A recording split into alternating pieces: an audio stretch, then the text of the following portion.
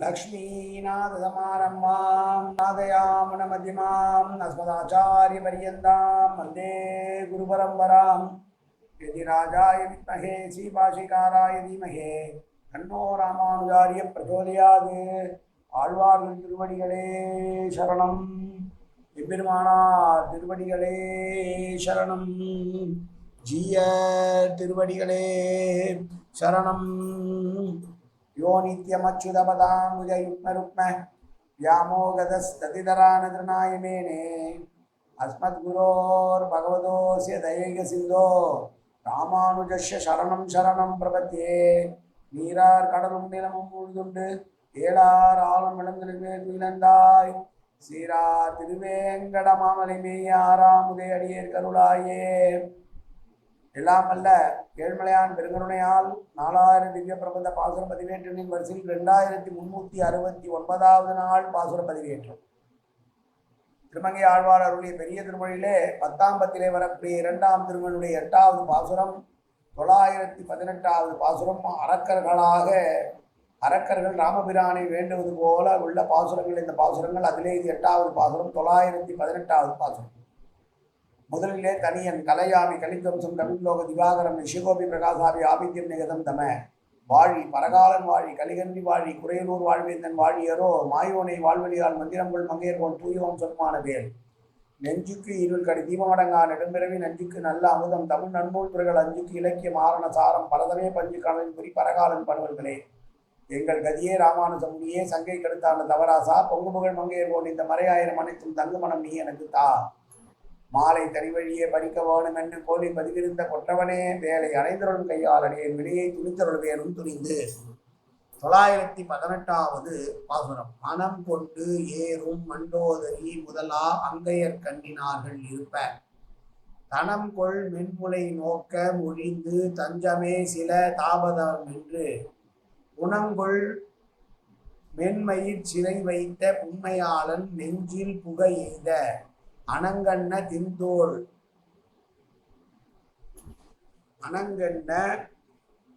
தின்தோள் M ராமருக்கு அஞ்சினோம் தடம் பொங்கத்தம் Bongo. ராவணனுடைய மனைவிமார்கள் மிக அழகானவர்கள். இங்கே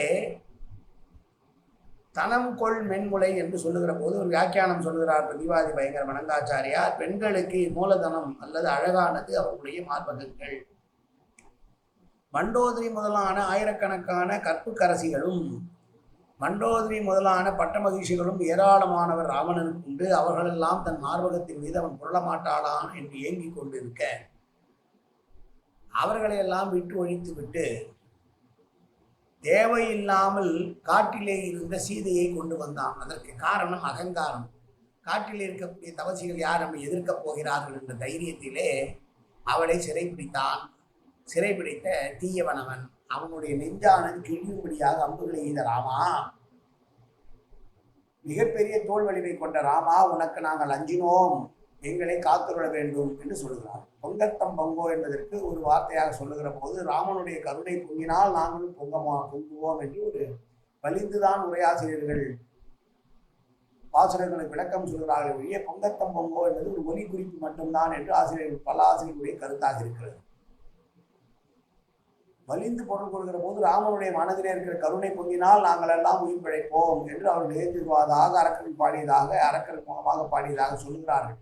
வலிய வந்து ஆனால் அது வெறும் ஒலி குறிப்பு தான் என்று பள்ளத்தூர் பழனிப்படையாகவும் தன்னுடைய உரைநூலிலே கொள்கிறார். சுந்தரகாண்டத்திலே அழகான காட்சி. ராவணனுடைய அரண்மனைக்கு இரவிலே போகிறார் அனுமார்.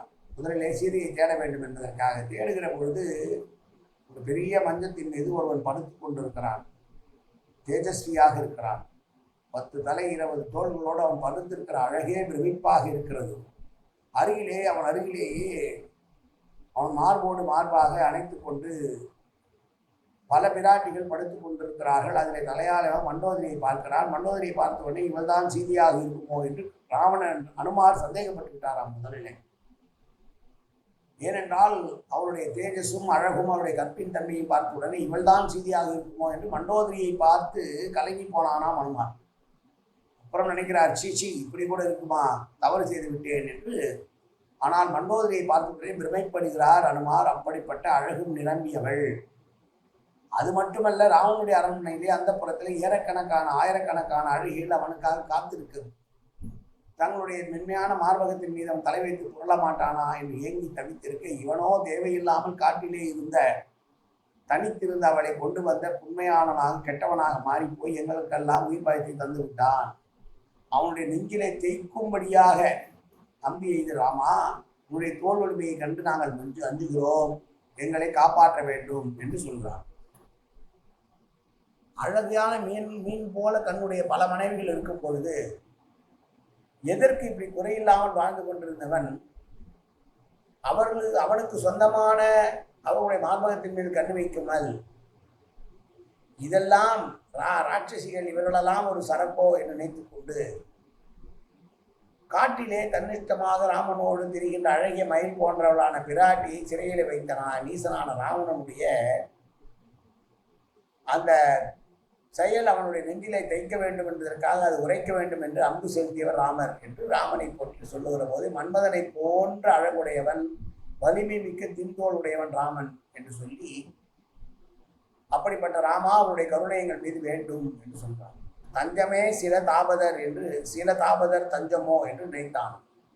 அதாவது இந்த சீதையை நாம் அபகரிக்க போகிறோமே, இவர்களை சேர்ந்து வந்தவர்கள் நம்மை எதிர்த்தால் நமக்கு அனர்த்தமாகுமோ, நமக்கு ஏதாவது நடக்குமோ என்று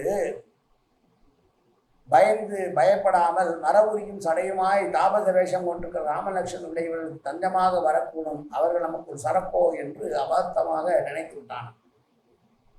யார் இவனை காப்பாற்ற வரப்போகிறார்கள்? மரபுரி தரித்துக் கொண்டு அந்த நரந்தானே வரப்போகிறான் தன் தம்பியோடு, அவனால் நம்ம என்ன செய்து முடியும் என்று அகங்காரத்தோடு அபார்த்தமாக நினைத்து கொண்டு அதனால் அவளை தூக்கி வந்தான். அதனுடைய பலனை நாங்கள் அனுபவிக்கிறோம். அவனுடைய மனது உரைக்குமாறு அவனுடைய மார்பிலே நீ அம்பு எய்து அவனை கொன்று விட்டாய். மன்மதனை போன்ற அழகிய ரூபமுடைய ராமா, வலிமையான திருத்தோள்களை கொண்ட ராமா, எங்களை காத்து ரட்சிக்க வேணும் என்று சொன்ன பாசுரம் இந்த 918வது பாசுரம். மீண்டும் ஒரு பாசுரத்தை சேவிக்கலாம். மனம் கொண்டு ஏறும் மண்டோதரி முதலா அங்கயல் கண்ணினார்கள் இருப்ப, தனம் கொள் மென்முலை நோக்கம் ஒழித்து தஞ்சமே சில தாபதர் என்று குணம் கொள் மென்மயிலை சிறை வைத்த புண்மையாளன் நெஞ்சில் புக எய்த அனங்கன் அன்ன தின்தோள் ராமருக்கு அஞ்சினோம் தடம் பொங்கத்தம் பொங்கோ காயேனவாச்சா மனசேந்திரியவா அபியாத்தனாவா பிரகவே சுலாவாது கரோமியத்தன் சகலம்பரஸ்மி சிவ நாராயணாயை சமர்ப்பயாமி. உடலாலும் உள்ளத்தாலும் வாக்காலும் சகல விதமான பாபங்களும் தோஷங்களும் நிறைந்ததாக உலகத்துடைய போதிலும் அடியேன் செய்கிற நல்வினையோ தீவினையோ அத்தனையுடைய கமலமலர் பாதங்களில் சமர்ப்பிக்கிறேன் கண்ணா. காத்தருவாய் கண்ணா, எடுப்புவாய் கண்ணா, எப்போதும் திருநாமம் கண்ணா கண்ணா கண்ணா என்று நாவலுவதற்கு அருள்புரிவாய் கண்ணா. சர்வத்திர கோவிந்தநாம சங்கீர்த்தனம். கோவிந்தா கோவிந்தா கோவிந்தா கோவிந்தா கோவிந்தா கோவிந்தா கோவிந்தா கோவிந்தா கோவிந்தா.